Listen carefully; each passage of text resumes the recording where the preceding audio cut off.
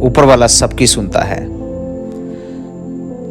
एक बहुत ही पुरानी कहानी, एक राजा था और वो रोज़ सुबह अपने दरबार में जाने से पहले वो सुबह सुबह मंदिर जाता था। और जब भी वो मंदिर जाता था देखता था 2 भिखारी वहाँ हमेशा बैठे रहते थे। और एक भिखारी रोज़ भगवान से बोलता था कि ईश्वर तूने राजा को बहुत कुछ दिया है, थोड़ा मुझे भी दे दे और हमारा भी घर चल सके। और दूसरा भिखारी कहता था, हे भगवान, इस राजा को तुमने इतना दिया है, इसी राजा से कुछ हमको भी दे दे। ये सिलसिला रोज़ चलता रहा। तो राजा ने एक दिन देखा कि वो भिखारी रोज़ राजा से मांगता है और दूसरा भिखारी भगवान से मांगता है, ईश्वर से मांगता है। तो राजा ने जब देखा कि वो उससे मांग रहा है तो उसने सोचा कि इसकी मदद करनी चाहिए और उसने एक बहुत बड़े बर्तन में स्वादिष्ट खीर बनवाई और उस खीर को उस भिखारी तक पहुंचा दिया।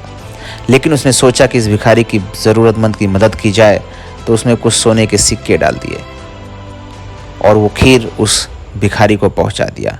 अब भिखारी ने देखा कि राजा से उसने मांगा तो उसकी मन्नत पूरी हुई और वो खीर को खाया, लेकिन बहुत ज़्यादा खीर होने की वजह से सब नहीं खा सका।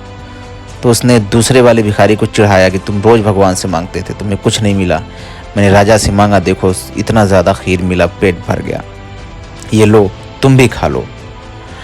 और दोस्त, जो बचा हुआ खीर है वो दूसरे भिखारी को देकर वहाँ से वो चला जाता है, लेकिन उसको पता नहीं होता है कि इसमें सोने के सिक्के भी हैं।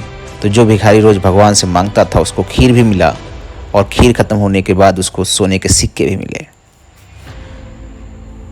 सुबह जब राजा दोबारा मंदिर में आता है तो देखता है कि वो भिखारी जो भगवान से मांगता था वो तो वहाँ है ही नहीं, और वो भिखारी जो राजा से मांगता था वो आज ही बैठा हुआ है। राजा ने पूछा, क्या हुआ, तुम्हें खीर नहीं मिली? वो भिखारी बहुत तारीफ़ किया, राजा साहब बहुत स्वादिष्ट खीर बनाई गई थी, बहुत अच्छा लगा, लेकिन कुछ उसमें खीर बच गई तो मैंने दूसरे भिखारी को दे दिया था। ये सुनकर राजा बिल्कुल अशब्द रह गया। उसने बोला, मैंने उसमें कुछ सोने के सिक्के रखे थे ताकि तुम्हारी मदद हो जाए, लेकिन सच में भगवान सबकी सुनता है और मदद करता है। तो उस भिखारी की भगवान ने मदद करी और तुम आज भी वहीं हो। तो इस कहानी से सीख मिलती है कि अगर आप ईश्वर से कोई भी चीज़ सच्चे दिल से मांगते हैं तो वो मुराद ज़रूर पूरी होती है, बस उसमें कोई स्वार्थ ना हो।